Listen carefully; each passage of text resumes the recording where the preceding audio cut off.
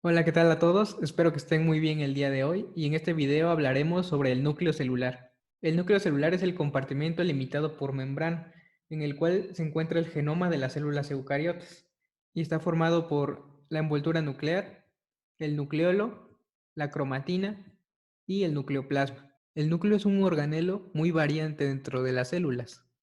Existen células que no tienen núcleo, por ejemplo, el eritrocito, otras células que solo tienen un núcleo, como la mayoría de células somáticas, y existen otras con múltiples núcleos, como los hepatocitos, los osteoclastos, las células musculares esqueléticas, entre otras. El núcleo no solo va a variar en cantidad, sino también en localización. El núcleo puede ser central o puede ser periférico. También va a variar en su forma. En esta imagen vemos diferentes tipos de células. El primero es una célula epitelial obtenida del exocervix y vemos que tiene un núcleo central que es picnótico, es decir, es muy pequeño y se tiñe muy intensamente. Se ve como un puntito. Después vemos una imagen del eritrocito que, como dijimos, no tiene núcleo.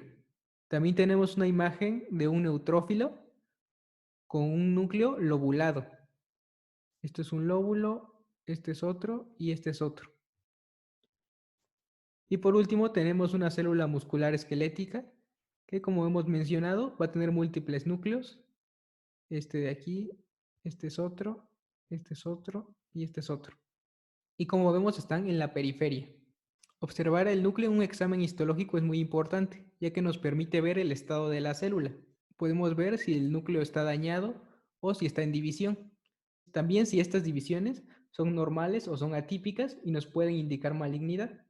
Bien, primero vamos a describir la envoltura nuclear, que está formada por dos membranas, una interna y una externa. Entre ellas tenemos un espacio que se llama cisterna perinuclear. Entonces, en esta imagen tenemos la envoltura nuclear y está formada por la membrana nuclear externa, la cual va a estar continua con la del retículo endoplásmico rugoso y por lo tanto va a tener ribosomas. La membrana nuclear interna, que está en relación con una malla de filamentos intermedios, a la que se le va a llamar lámina nuclear o fibrosa. En esta imagen vemos las dos membranas, la membrana interna y la membrana externa. Vemos que es continua con la del retículo endoplásmico rugoso. Esto que está aquí es la membrana del retículo endoplásmico rugoso. Tiene ribosomas adheridos. Y este espacio que vemos aquí entre la membrana externa e interna es la cisterna perinuclear. Y esta red de aquí sería la lámina nuclear o lámina fibrosa, que está formada por filamentos intermedios. Estas dos membranas van a tener orificios a los que vamos a llamar poros nucleares. Estos poros es un punto en el que se fusionan las dos membranas y permiten la comunicación entre el citoplasma y el núcleo. Los poros nucleares son estos que tenemos aquí. Y como vemos, no es nada más la abertura que comunica el citoplasma con el núcleo, sino que tiene un complejo de proteínas, que se llama complejo de poro nuclear. Este complejo de poro nuclear va a estar formado por proteínas llamadas nucleoporinas. Y este complejo lo que va a hacer es regular el transporte núcleo-citoplasma. Por ejemplo, las proteínas de los ribosomas comienzan a formarse en el núcleo y de ahí salen hacia el citoplasma. Y las proteínas del núcleo, por ejemplo las histonas, se forman en el citoplasma y de ahí ingresan al núcleo. Entonces tenemos que es un transporte bidireccional, de adentro hacia afuera y de afuera hacia adentro. El siguiente componente del núcleo es el nucleolo. El nucleolo es la región donde se produce la síntesis del ARN ribosomal y el armado de los ribosomas. Algunas células pueden tener más de un nucleolo, y su característica es que es muy basófilo, es decir, se va a teñir muy intensamente con la hematoxilina. En esta imagen, esta célula es una neurona, este de aquí es el núcleo, y este chiquito que está más teñido es el nucleolo. Ahora vamos a hablar de la cromatina, que es el complejo de ADN y proteínas. Y vamos a mencionar algunos datos interesantes del ADN. El ADN de cada célula tiene una longitud aproximada de 1.80 metros. Su longitud es 100.000 veces mayor que el diámetro del núcleo. Por lo tanto, para que quepa dentro del núcleo tiene que enrollarse muchas veces y quedar muy compactado. El genoma humano comprende toda la longitud del ADN. Toda esta información se contiene en 46 cromosomas. La secuenciación del genoma humano se completó en el año 2003 y fue gracias al proyecto del genoma humano. Y esta secuenciación tardó 13 años. Y el resultado fue que se encontraron aproximadamente 23.000 genes en el genoma humano. Cuando la célula no se está dividiendo, El material genético está disuelto en el núcleo, pero en las células en división, la cromatina está condensada y se organizan en los cromosomas, que son como la imagen que tenemos aquí. Y sus partes son las cromátides, esta es una y esta es otra. Los cromosomas van a tener brazos cortos y brazos largos. Estos de aquí serían los brazos cortos, estos los largos, y las cromátides se unen aquí por esta parte que se llama centrómero. Las partes finales de los brazos largos, que son estos de aquí, se llaman telómeros. Y esas partes lo que hacen es regular el número de veces que se divide la célula. Durante cada división celular, estos telómeros se van acortando, hasta que llega un punto que si se acortan más, va a perder material genético.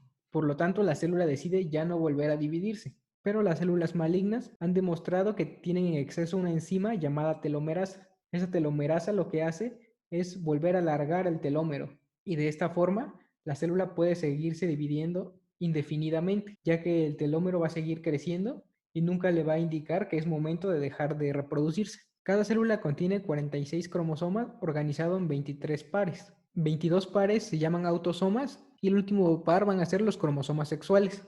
XX para las mujeres y XY para los hombres. Las únicas células que no van a tener los 46 cromosomas son los gametos, que son los espermatozoides y los óvulos. Cada uno de ellos va a tener únicamente 23 cromosomas. Y al momento de la fecundación, que es cuando se unen, forman ya la célula con 46 cromosomas. Ahora vamos a ver cómo es que el ADN hace para compactarse y caber en el núcleo. Aquí está el ADN que comienza a enrollarse y después se asocia con estas proteínas que se llaman histonas. Se comienza a enrollar sobre estas histonas. 8 de estas histonas con ADN enrollado van a formar la estructura más pequeña de la cromatina, que se llaman nucleosomas, y que se describen con la forma de cuentas de un collar. Después estos nucleosomas se van a seguir enrollando para compactarse más, y así van a seguir compactándose hasta que lleguen a formar los cromosomas. Pero recordemos que los cromosomas únicamente se forman cuando se da la división celular. Cuando la célula no se está dividiendo, tenemos dos tipos de cromatina, la heterocromatina y la eucromatina. La heterocromatina es cromatina muy condensada, por lo tanto se tiñe muy intensamente. La eucromatina es cromatina dispersa, por lo tanto se tiñe muy poco y es material genético que está en transcripción, es decir, no está enrollada como vimos anteriormente. Por lo tanto, la heterocromatina es material genético que no está en transcripción, es decir, que está inactivo. Y la eucromatina es material genético en transcripción o activo. En esta imagen vemos la heterocromatina, es esta de aquí, y aquí hay más, que está muy compactada, porque es material genético inactivo. Las manchas que vemos oscuras es la heterocromatina, que está muy compactada. Y la eucromatina sería todo esto de aquí, que como vemos está más claro. Se ve como de un color gris o blanco. Algunos cromosomas pueden reprimirse cuando la célula no se está dividiendo. Por ejemplo, el cromosoma X en las mujeres, recordemos que las mujeres son XX, por lo tanto uno de los cromosomas X se va a reprimir y va a formar esto que vemos aquí, que se le llama corpúsculo de Barr, o en esta célula de aquí que es un neutrófilo, vemos la prominencia y este es el corpúsculo de Barr. Y esto nos va a ayudar, por ejemplo, para identificar el sexo de un feto. Esto se puede observar en cualquier célula, siempre y cuando el corte sea hecho en el lugar adecuado. Y bueno, vamos a dejar esto hasta aquí. Y en el próximo video vamos a explicar las poblaciones celulares, el ciclo celular, la mitosis y la meiosis. Espero les haya gustado y ya saben que si tienen alguna duda, ponerla en los comentarios y nos vemos en el próximo video. Adiós.